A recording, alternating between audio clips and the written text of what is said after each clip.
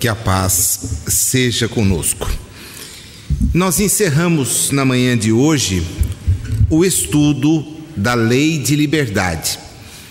Este estudo tem na manhã de hoje o seu ápice, exatamente porque no item que recebe o número 872, que não é uma pergunta, mas é uma grande dissertação, Allan Kardec tem a oportunidade de nos dar uma grande contribuição quando ele analisa o móvel das ações humanas. Eu não conheço em nenhuma outra área do ensino de natureza moral algo semelhante. Busquei em informações provenientes de outras escolas religiosas algo que estivesse próximo e não encontrei. Do ponto de vista filosófico, nós vamos encontrar inúmeros pensadores preocupados com o móvel das ações humanas, o que nos leva a agir. E é dentro do contexto da liberdade que ele toma o cuidado, então, de fazer essa análise. Eu gostaria muito mesmo, que todos pudessem ter esse texto para poder acompanhar os pontos em destaque.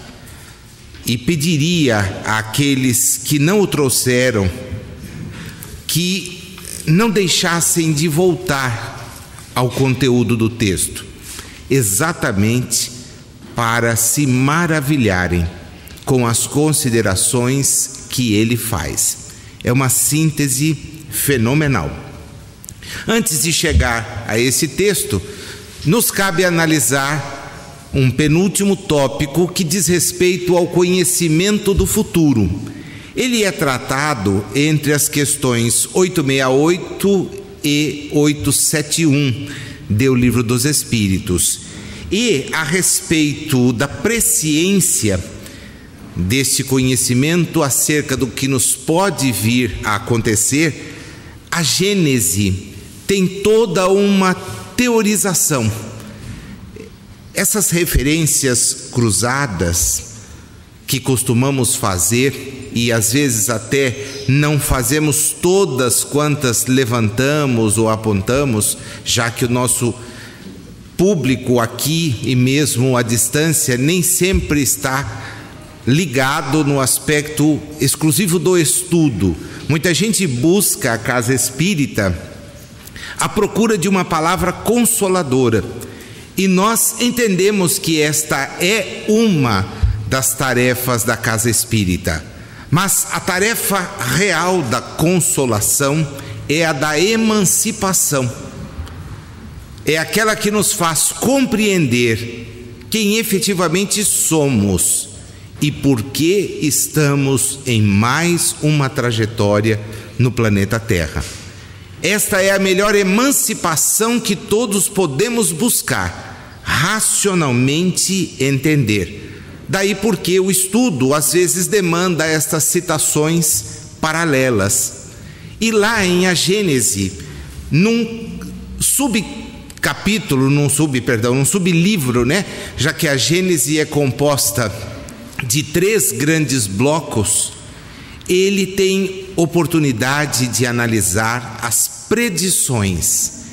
E é nas predições, nessa possibilidade de alguma maneira enxergar o que nos pode vir a acontecer, que ele então desenvolve uma análise bem mais profunda acerca da presciência. Eu convidaria então vocês depois aqui também visitassem a Gênese, particularmente o capítulo 16, o capítulo 17, são extremamente úteis para esse nosso estudo. Ele começa indagando os espíritos a respeito do seguinte: pode o futuro ser revelado ao homem? Nós temos condições, Dizem os espíritos, em princípio, o futuro não deve ser aberto ao conhecimento dos homens. Apenas, dizem eles, em algumas hipóteses excepcionais, Deus permite que nós tenhamos uma ideia do que nos poderá vir a suceder. Curiosamente, muitas pessoas se aproximam dos espíritos interessados em informações assim.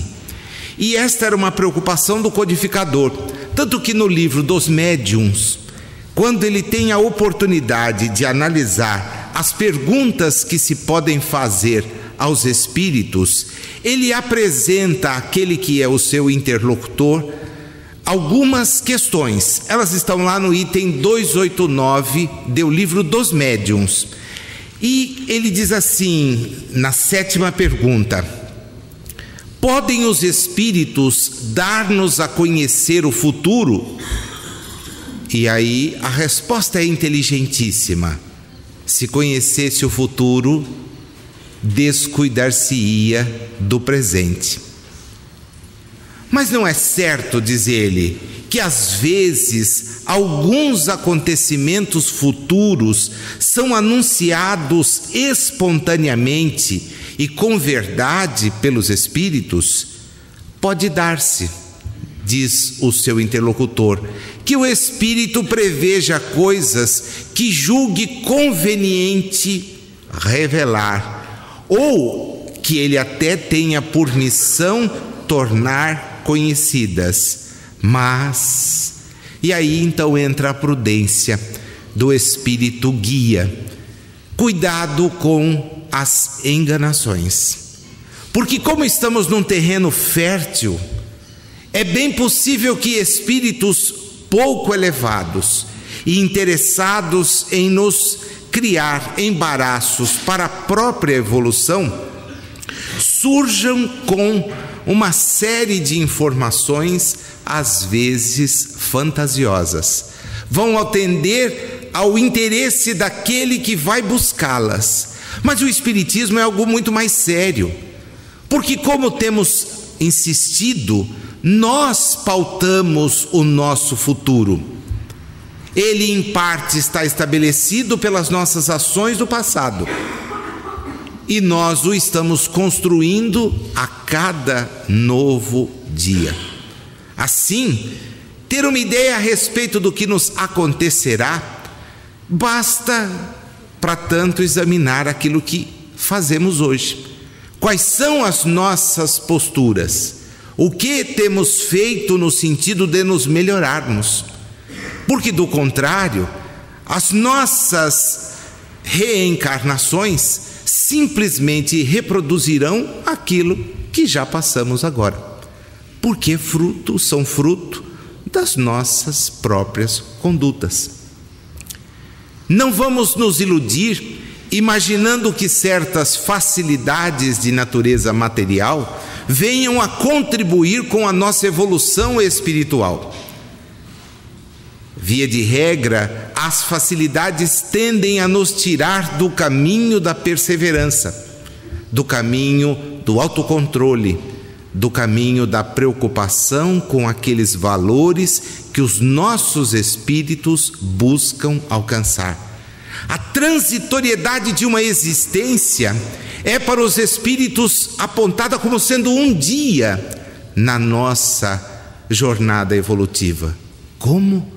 Sim, 60, 70, 80 anos representam um dia na jornada evolutiva. Uma jornada que estamos empreendendo há milênios e que ainda nos retém num mundo de expiações e provas. Por isto, saber acerca do futuro, de coisas que são transitórias, pode ser preocupante. Ele então, no conjunto das questões lá do livro dos médiuns, apresenta uma que está no número 12º, dizendo assim: não há homens dotados de uma faculdade especial que os faz entrever o futuro? E eles dizem: sim, aqueles que conseguem se desprender da matéria. Então é o Espírito que vê, não o homem. E quando é conveniente, Deus lhes permite revelarem certas coisas para o bem. Todavia, tomai cuidado, porque mesmo entre estes há muito mais charlatães, enganadores, do que pessoas que assim efetivamente agem pensando no bem. Se eu abrisse espaço aqui, certamente alguém me contaria histórias como eu já as ouvi trabalhando a questão da presciência. Eu estive em tal lugar, alguém olhando as minhas mãos, por exemplo, disse que eu iria me casar. Puxa, que beleza. Se você tem uma aliança na outra mão, fica fácil, a pessoa já até antecipa, olha, vai casar, Eu queria ver se dissesse, vai ficar com esse mesmo até o final. Aí sim representaria, porque hoje o casar e descasar-se é até rotina. O problema é tocar o barco, 40, 50 anos, Do contrário, casa várias vezes para poder então tentar ajustar os passos, que sempre serão desajustados, Na medida em que nós não temos nessas situações, lamentavelmente, a gente tem que denunciar isso, não tem a perseverança, não tem a compreensão que deveria ter, deveria demonstrar. Na 869, com que fim o futuro se conserva oculto ao homem? Se nós não podemos conhecer, qual é a razão? Olha, se o homem conhecesse o futuro, o Espírito então dá resposta no mesmo sentido da anterior, daquela que aparece em O Livro dos Médiuns. Ele negligenciaria o presente e não trabalharia com a liberdade que o faz, porque dominaria a ideia de que se uma coisa tem que acontecer, inútil será ocupar-se com ela, ou então procuraria obstar a que acontecesse. E eu fico pensando, porque ele vai trabalhar isso já, a perspectiva de alguém receber uma herança, Olha, você vai receber uma herança. Vou, faz uma avaliação, já não trabalho mais hoje, Vai chegar, mais dia ou mais tarde vai pintar, então para que eu vou me esforçar? Mas olha, e se acontecer do seu parente? Não, ele vai morrer logo, Porque aí vai cair para mim a herança. E o sujeito então não vai fazer mais nada, esperando aquela herança. Ou vou ficar doente, puxa, vou ficar doente. Sim, mas a doença é fruto muitas vezes dos nossos disparates. Então, se ficar no mesmo imobilismo, na mesma coisa, efetivamente pode ser que as moléstias nos alcancem. Mas e se mantiver uma atividade física regular, se mantiver um compromisso de praticar boas ações, de empenhar-se na alimentação, pode ser até que a moléstia venha a ser prevenida. Aliás, dizem-nos os médicos que a prevenção é sempre a melhor opção. Tentar remediar é complicado. Herança também pode ser dívida, Sim, é que como a dívida não ultrapassa o valor, a dívida não ultrapassa o valor da herança, ninguém vai pagar mais do que recebeu, nos ensina o direito. De repente só vem mesmo é dor de cabeça. Agora, hoje em dia está difícil encontrar parente rico, É difícil, o sujeito até que procura, na própria família já se desiludiu, mas fica olhando na futura família, Quem sabe aquele seu tio não olha para você, mas meu tio tem 12 filhos reconhecidos, e os que vão aparecer depois, deixa para lá, vamos trabalhar que vale mais a pena, 870. Mas se convém que o futuro permaneça oculto, por que que algumas vezes ele vem a ser revelado? Dizem-nos os Espíritos, todas as vezes que isso facilitar a execução de uma coisa, em vez de a estorvar, vai ser possível esta ação. Mas complementam, não raro também é uma prova. A perspectiva de um acontecimento pode sugerir pensamentos mais ou menos bons. E aí vem a questão da herança. De repente, ter essa perspectiva faz com que desperte no sujeito a cobiça. E aí, cada vez que vê o parente, enxerga um cifrão, né? E diz assim: será meu, será meu, será meu. E aí o parente, motivado por esse desejo tão salutar, vai no féretro daquele herdeiro, né? Sobrevive, o parente se cuida direitinho, e aí, se o herdeiro morre com 60, o parente com 112. E foi lá e disse: olha, então, não deu para ele, né? Tem muita gente imaginando pagar a conta com o dinheiro que nunca aparecerá. Se a predição não se cumpre, há aí também uma outra prova, que consiste na maneira porque suportará a decepção. Aqui eu confesso para vocês que gostaria de ter tempo hábil, né? E nunca me é cerceado o tempo, mas os assuntos reclamam um tratamento um pouquinho mais célere. Nós já passamos de 100 CDs com as exposições do domingo, e isso fica complicado do ponto de vista até operacional. Mas se nós imaginarmos que há aqui campo para falar das decepções que mantemos ou que cultivamos a partir do momento em que não se concretizam certas predições, o sujeito acaba se decepcionando em relação àquilo que foi previsto.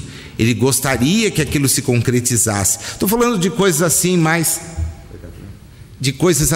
concretas, né? Não vou imaginar, tem a predição de ganhar na loto. Eu realmente ficaria bastante feliz se um dia recebesse um prêmio de qualquer coisa lotérica. Como eu nunca compro, para mim seria algo assim fantástico. Alguém bater na porta: você ganhou. Eu ficaria felicíssimo, mas muito feliz mesmo, né? Porque a pessoa estaria comprovando que a sorte sorriu para mim sem que eu nem pensasse. Mas aquele que alimenta o desejo, etc., às vezes precisa trabalhar com a decepção. Quando nos entregamos a alguma empreitada, temos sempre que levar em conta o nosso esforço. Quem pense em candidatar-se a um cargo público, hoje os concursos têm milhares de candidatos para uma vaga. Não pode contar com outro fator que não seja o seu estudo para ter êxito. Não dá para contar com outra coisa. É a própria perseverança. São horas de sono que terão que ser suprimidas, são lazeres que deverão ser postergados.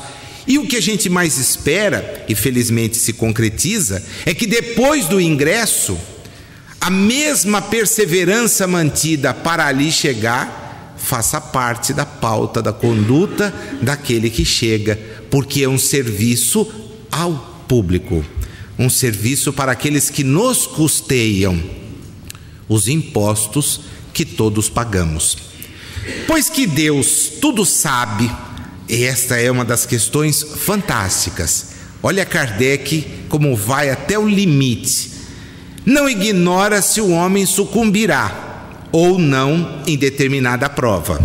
Assim sendo, qual a necessidade dessa prova, uma vez que nada acrescentará ao que Deus já sabe a respeito desse homem? Inteligentíssima a questão e ousada, né? Por que eu sou provado? Deus já não sabe quem eu sou?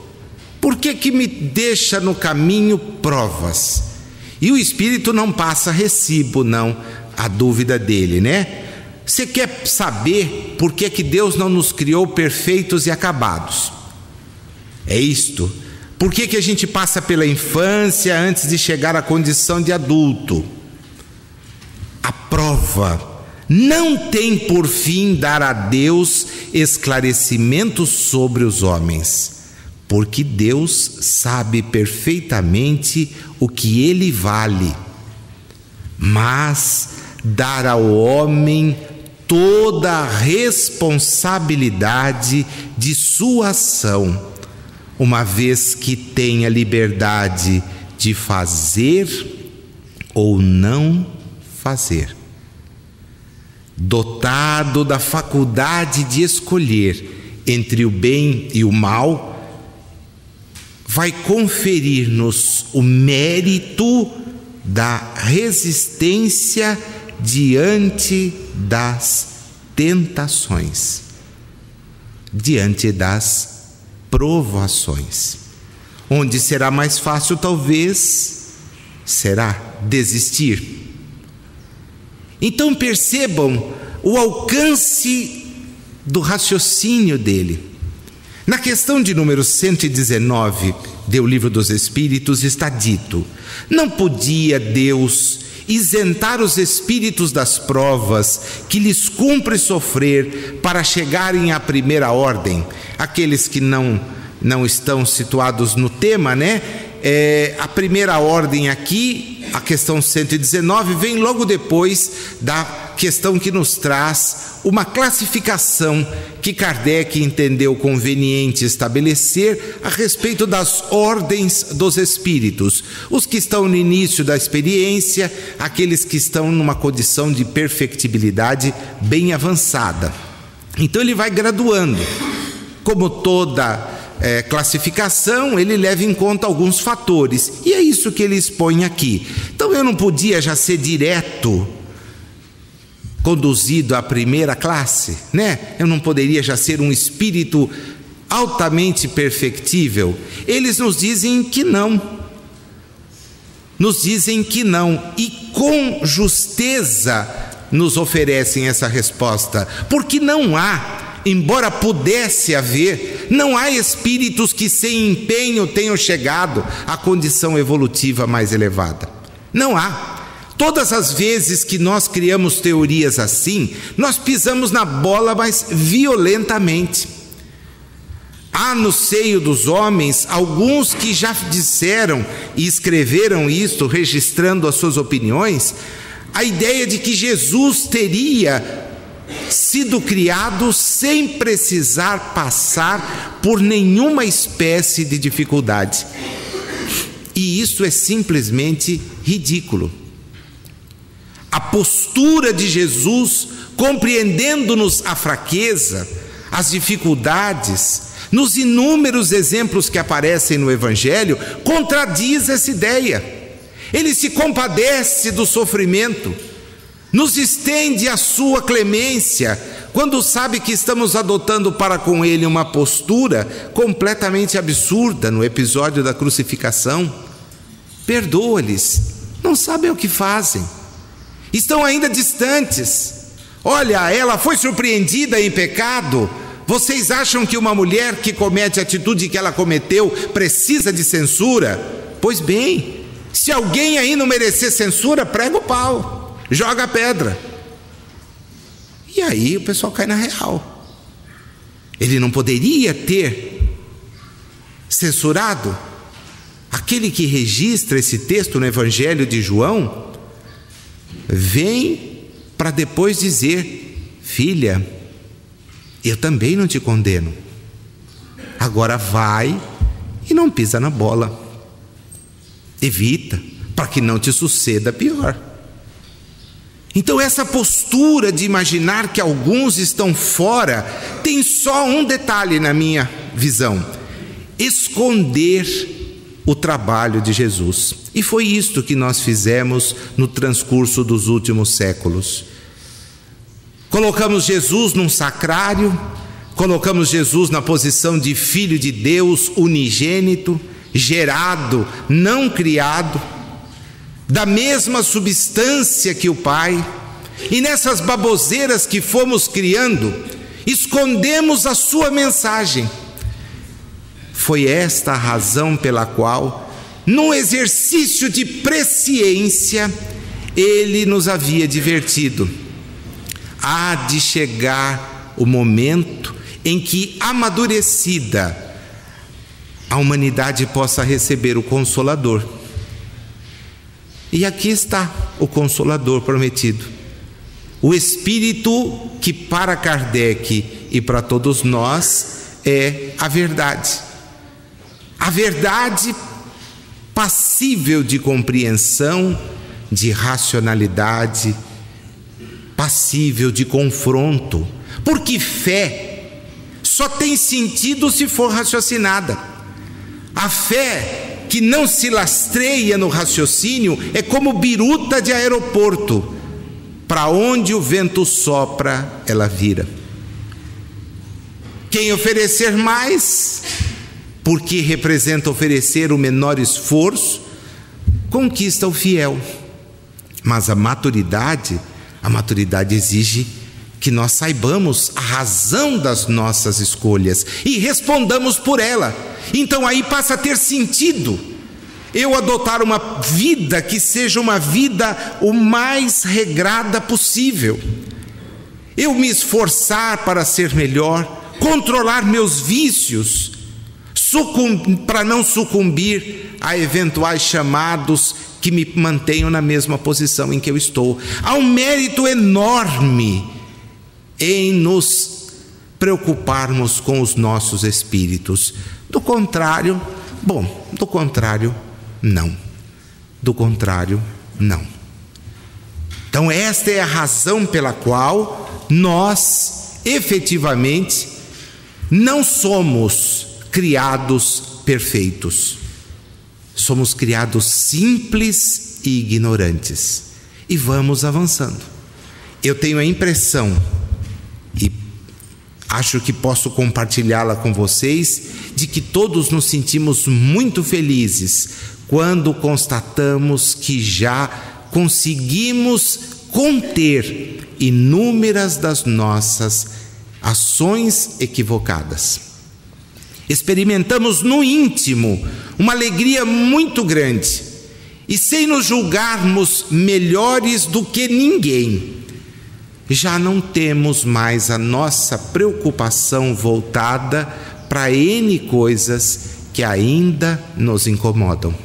Tenho certeza que nenhum de nós aqui partiria para o apedrejamento de quem quer que seja.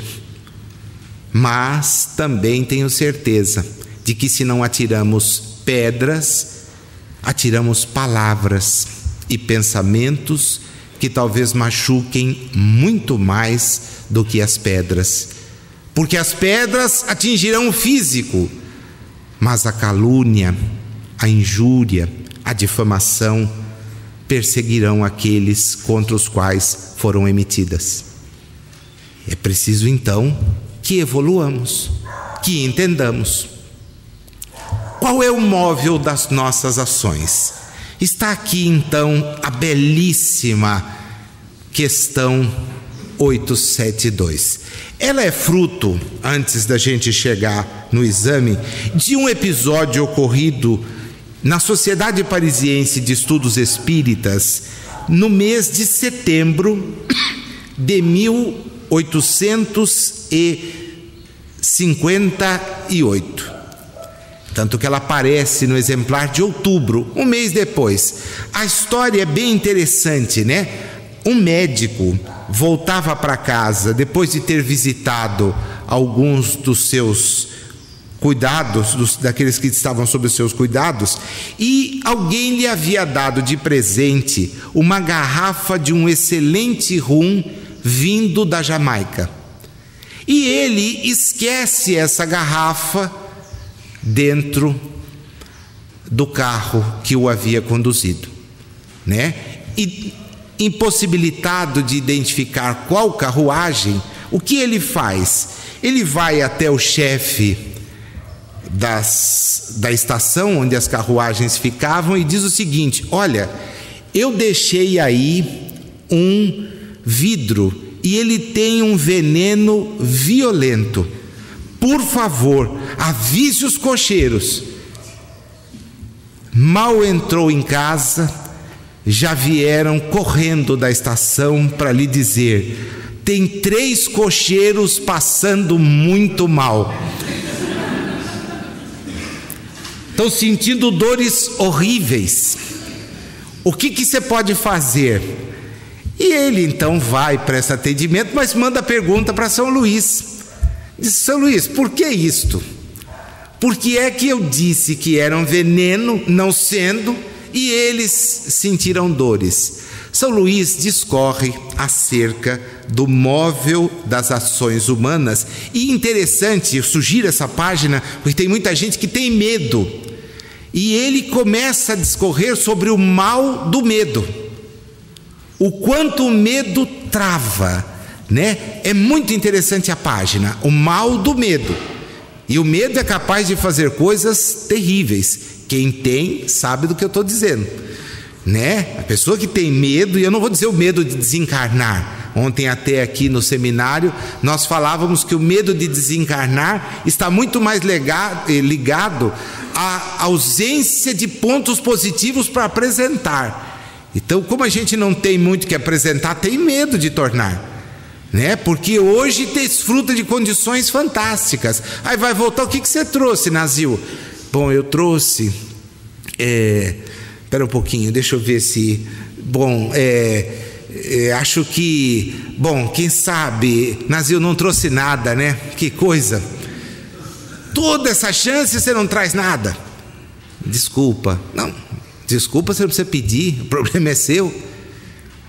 Olha a fila ali. Começa outra vez. E agora? Bom, agora você não vai ter a mãe que te ampare. Talvez não tenha o pai que te preveja as dificuldades.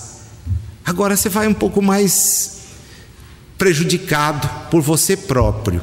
E é por isso que a gente teme a morte. Mas ele quer saber essa razão, porque a pessoa teme, né? E São Luís disserta falando a respeito exatamente desse ponto.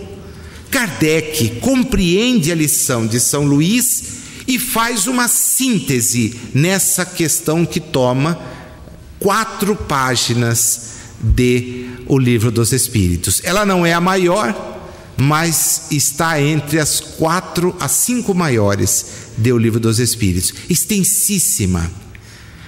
A questão do livre-arbítrio se pode resumir assim.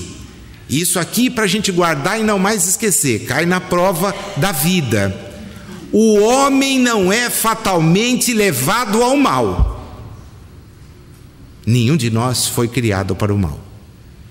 Os atos que pratica não foram previamente determinados. Os crimes que comete não resultam de uma sentença do destino. Aqui está liquidada toda e qualquer dúvida que o sujeito pode ter. Então por que aconteceu? Porque você quis. Ah, mas você quis, e ponto final. Eu poderia ter resistido? Evidente. Todos podemos resistir ao arrastamento. Todos. Temos o livre arbítrio. Eles continuam e Kardec então ilustra a sua mensagem para nós. Nós podemos ser postos à prova ou à expiação, escolhendo uma existência em que sejamos arrastados para o crime, pelo meio em que estamos e pelas circunstâncias que sobrevenham, mas sempre teremos a chance de fazer ou não fazer. O livre-arbítrio então está para o espírito, no momento em que escolhe as existências e as provas, e nós as pedimos para quê? Para cair? Não, para resistir. A gente pede para resistir. E mais, quando encarnados, quando resistimos ou cedemos. Então vejam vocês que o livre-arbítrio faz com que sejamos responsáveis. O sujeito me dá uma fechada no trânsito. O que eu posso fazer? N coisas. o que se espera que eu faça?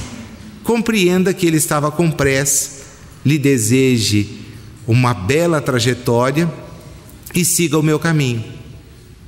Ô Nazil, eu não consigo fazer, nem eu, tá? Nem eu.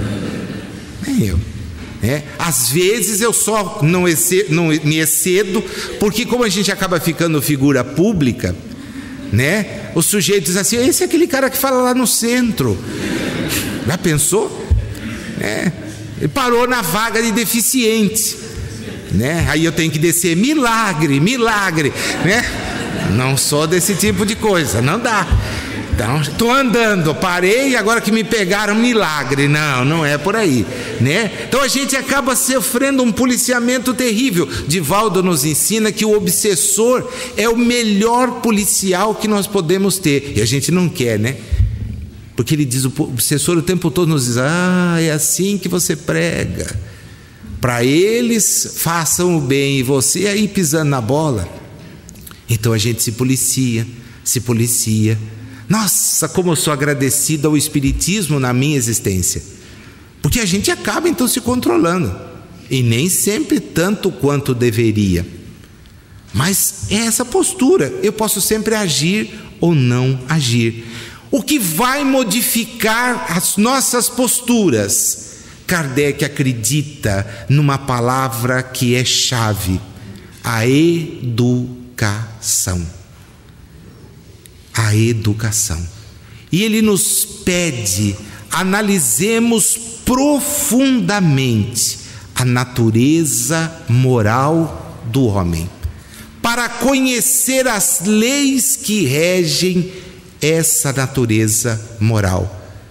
E quando nós conhecermos que somos espíritos em jornada evolutiva, nos conscientizarmos do papel de nos educarmos, diz ele, nós vamos modificar, da mesma maneira que a instrução modifica a inteligência e o temperamento é modificado pela higiene. É uma questão só de educação.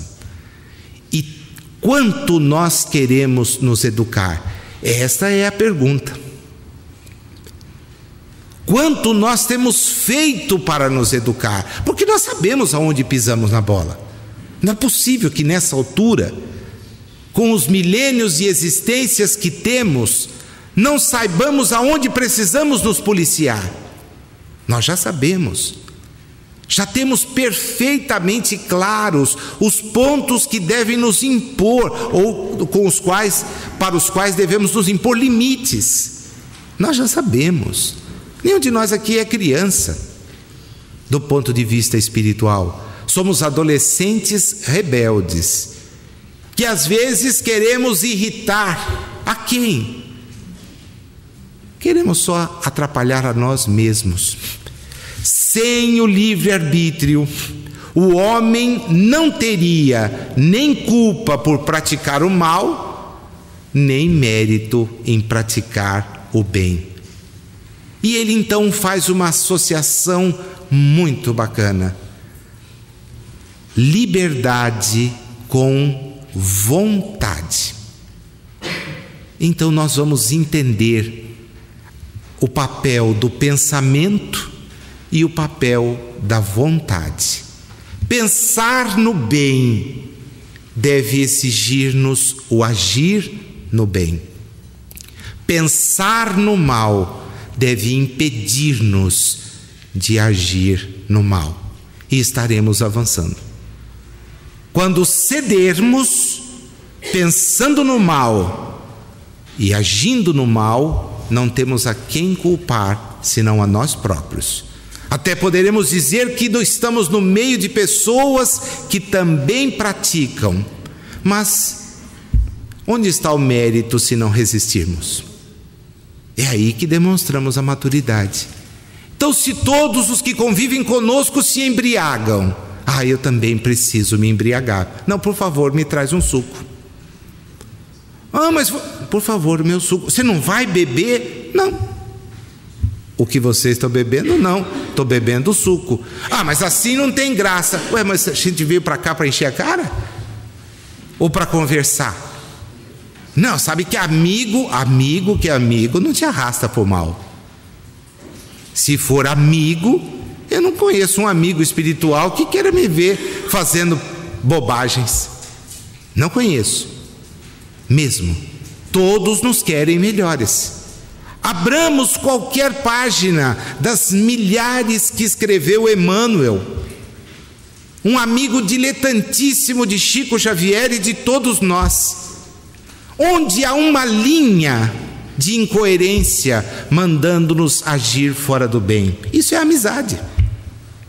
Isso é amizade. O amigo sincero nos quer ver melhores, não piores. E isso dá uma ideia bem clara. Poxa, quer dizer que eu tenho que viver sozinho? Não, você deve viver administrando o seu livre-arbítrio. E com a sua postura ser capaz de mudar o comportamento dos que estão ao seu lado. Foi isso que Jesus veio nos fazer.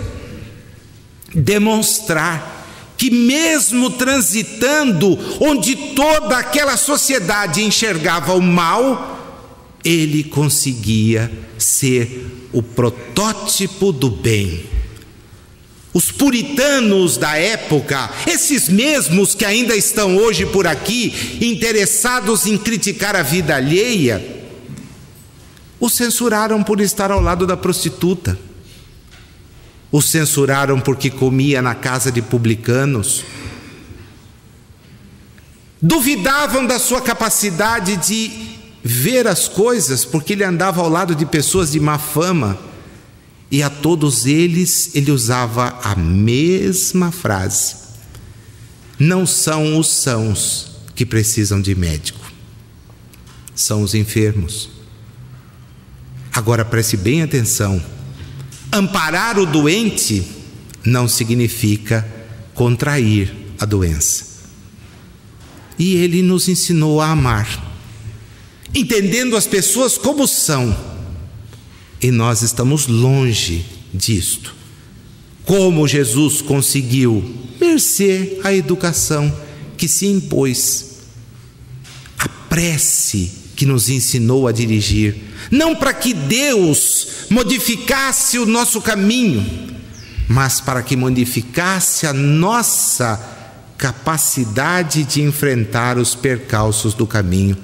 Seja feita a vossa vontade. E a mim, dá-me ânimo para enfrentar aquilo que eu mesmo semeei. Ao discorrer sobre a fatalidade, ele nos ensina o seguinte: a fatalidade não é uma palavra vã. Existe na posição que o homem ocupa na terra e nas funções que aí desempenha, em consequência do gênero de vida, de experiência que o seu espírito escolheu.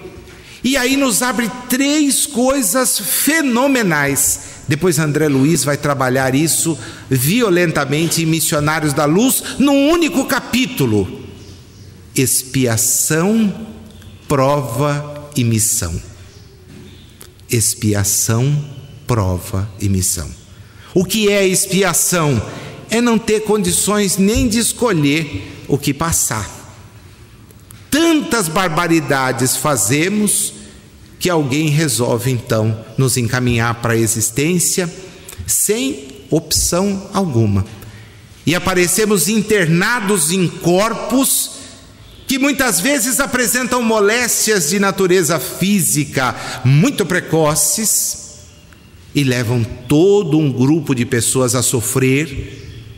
Outras vezes aparecemos em corpos em que não conseguiremos nos comunicar,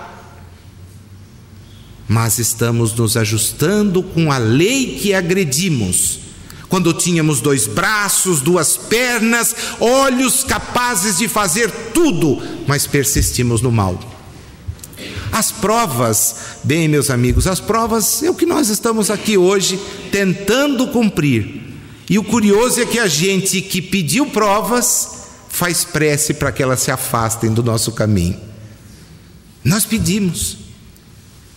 Eu gostaria de ter. Eu gostaria de demonstrar. E hoje, numa total incoerência, a gente comparece perante Deus e em pensamento diz: afasta, tira isso do meu caminho. Mas como podemos fugir do caminho que nós mesmos escolhemos e traçamos? Por fim, aos missionários. Os missionários. Estes que vêm passando por toda sorte de limitações, mas têm uma paz íntima que nos assusta. Estão nas religiões?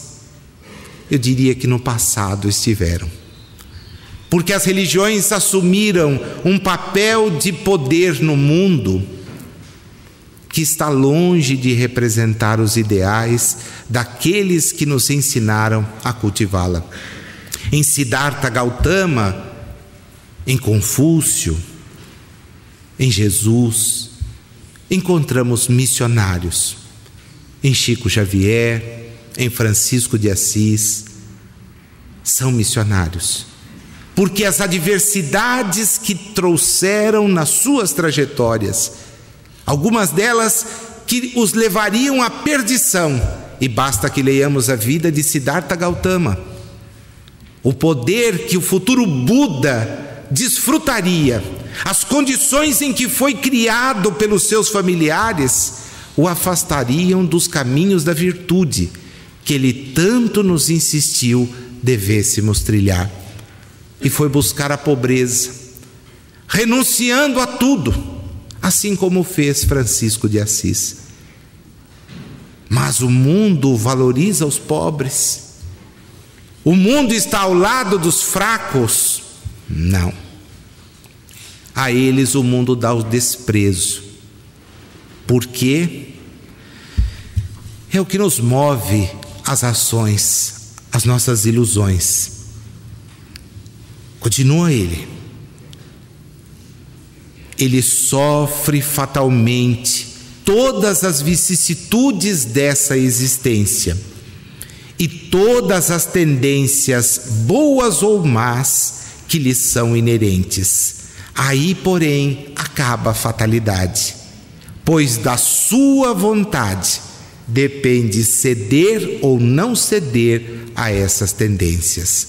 Os pormenores dos acontecimentos, e olha aqui, a doutrina espírita claríssima, porque tem muita gente que não estuda espiritismo e fala bobagem, vem nos dizer que está tudo estabelecido, porque nunca leu Kardec.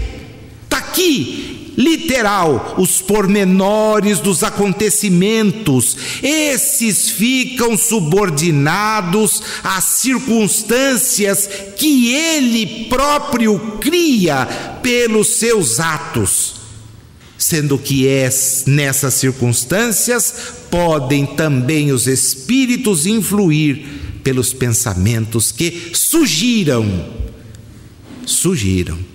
E a pessoa diz: ele não pôde fugir de praticar. Não quis.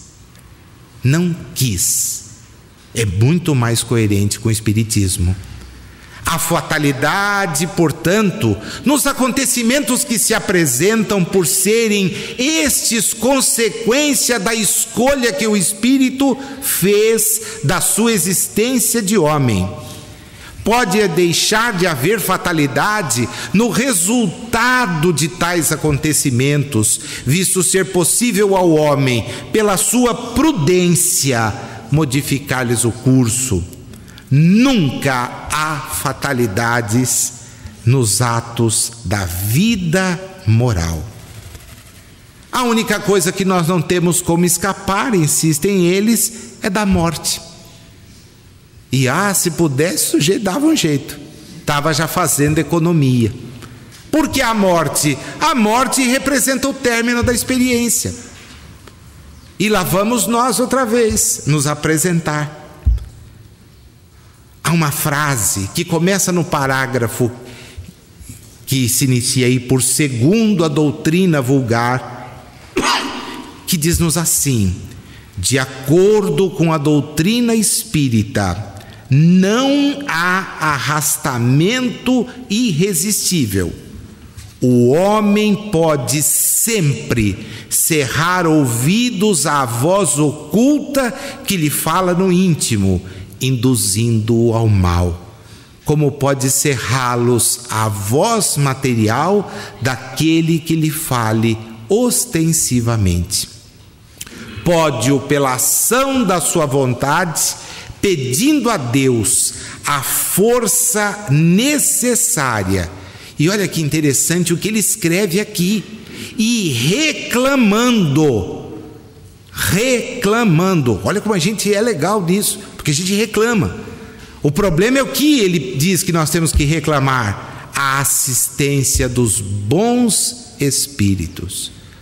Nazil, então quer dizer que toda vez que nós estivermos sentindo que as coisas não vão bem, vamos reclamar a assistência dos bons espíritos. Olha, me ajudem. Eu quero resistir. Eu preciso resistir. Me ajudem. Aí nós vamos demonstrar maturidade. E eu tenho certeza, 10 contra 1, apostando, que a ajuda vem. Aposto. E nem precisa me pagar o prêmio, porque eu ganharei. 10 contra 1. Basta pedir. Me ajudem a fugir do mal. Me ajudem a ser melhor. E eles ajudarão. Fazem isto o tempo todo. A prova está então aqui, para fechar esse nosso estudo, em que a gente conjuga o futuro que nós próprios semeamos, num livro pequenininho, mas uma verdadeira joia, que se chama Algo Mais. Emmanuel nos lega uma lição lindíssima: futuro e nós. Eu convidaria vocês a irem comigo. Vamos imaginar aquilo que ele está nos sugerindo, porque ele vai trabalhando de maneira a nos amadurecer. Cada noite, habitualmente agradeces a Deus por mais um dia e quase sempre refletes no amanhã. De quais ingredientes se nos formará o futuro? Embora em muitas ocasiões os homens a procurem no lado externo da existência, a resposta está sempre em nós mesmos, internamente. À medida em que nos amplia a maturidade interior, reconhecemos que a evolução é um caminho em formação para o alto, em nos reportando ao progresso do espírito. Assim, diariamente edificamos, e edificamos em nós e por fora de nós a cooperação que nos cabe no engrandecimento da vida. Em vista disso, se nos propomos a encontrar o amanhã melhor, cogitemos disso hoje. E aí vem receitas fantásticas. Se a gente aplica, é outra conversa. Primeiro,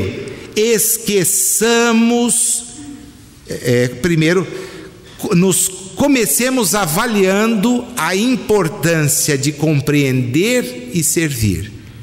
Então, como é que eu devo começar? Avaliando o quanto é importante compreender e servir. Segundo, esqueça qualquer ressentimento e sombra.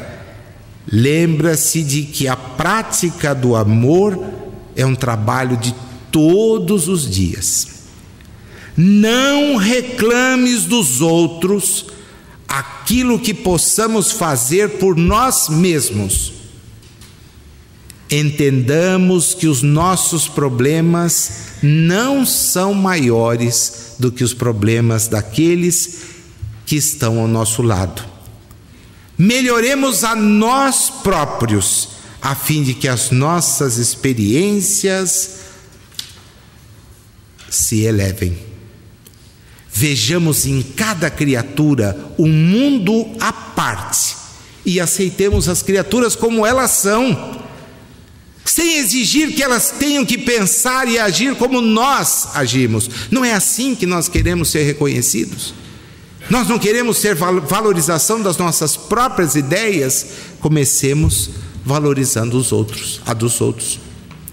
Busquemos o trabalho constante no bem de todos, livrando-nos de fixações pessoais em grades de sombra. E atentos ao valor do tempo, avancemos, sem nos marginalizarmos nas perturbações das horas vazias. E para a gente não esquecer, o nosso futuro está sendo articulado neste instante por nós mesmos. Façamos agora o melhor ao nosso alcance, porque o amanhã para nós, e isso é lindo demais, o amanhã para nós será sempre o nosso hoje passado a limpo. O amanhã para nós será sempre o nosso hoje passado a limpo. Jesus nos ajude, e Ele já o faz. Os bons espíritos também.